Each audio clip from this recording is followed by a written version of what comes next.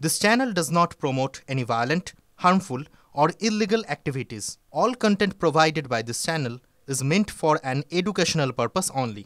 Top quality और consistent performance के लिए सिर्फ सिल्वर पंप नाम याद रखना।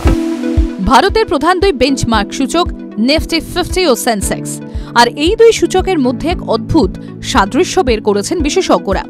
যদিও তা থেকে ট্রেন্ড বের করে ফেলাই যায়, তবে ভবিষ্যৎ বলা যায় না। ইতিহাস কি বলে? তথ্য বলছে 2004 সালে নিফটি ছিল 2000 পয়েন্টে আর সেন্সেক্স ছিল 6500 পয়েন্টে। তার ঠিক 10 বছর পর 2014 সালে দেখা গেল এক অবাক কাণ্ড।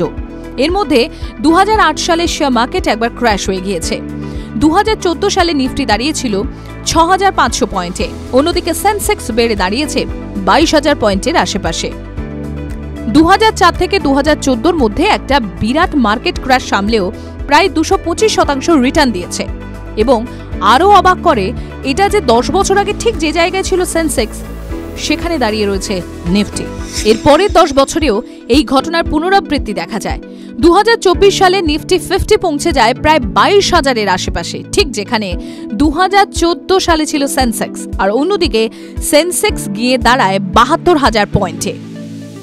2014 থেকে 2024-এর মধ্যে প্রায় 238% রিটার্ন দিয়েছে মার্কেট, আর এখানে উঠছে ওই ট্রেন্ডের বিষয়টা। 2004 থেকে 2024-এর মধ্যে প্রতি 10 বছরে সেন্সেক্সকে রেপ্লিকেট করছে নিফটি, এবং যে হারে বাড়ছে এই দুই সূচক, তাতে আশার আলো দেখছে বাজার বিশেষজ্ঞরা।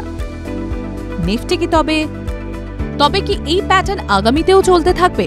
এমন যদি হয়, 2034 সালে নিফটি গিয়ে দাঁড়াবে 72,000 পয়েন্টে আর সেন্সেক্স পৌঁছে যেতে পারে 2,50,000 পয়েন্টে। তবে এটা কিন্তু শুধুমাত্র ট্রেন্ড। কোনো বিশেষজ্ঞ কিন্তু এমন কোনো আভাস একদমই দিচ্ছেন না। TV9 বাংলাও বলছে না যে এমন কিছু ঘটবে বা ঘটতে পারে। এই বিষয়টা হয়তো শুধুমাত্র কাকতালীয়, কারণ অতীতে কি হয়েছে তার সঙ্গে আগামীতে কত রিটার্ন আসবে তার কোনো সম্পর্ক নেই। কোথাও বিনিয়োগ করতে চাইলে সেই বিষয়ে যথাযথ তথ্যানুসন্ধান ও বিশ্লেষণ করুন। এই লেখা শুধুমাত্র শিক্ষাগত উদ্দেশ্যে। TV9 বাংলা বিনিয়োগের কোনো উপদেশ দেয় না। বিশেষ দ্রষ্টব্য, যে কোনো বিনিয়োগে বাজারগত ঝুঁকি রয়েছে, ফলে আগে বিনিয়োগ সংক্রান্ত সমস্ত নথি সাবধানে পড়ে নেবেন, তারপর বিনিয়োগ নিয়ে সিদ্ধান্ত নেবেন। TV9 Bangla digital.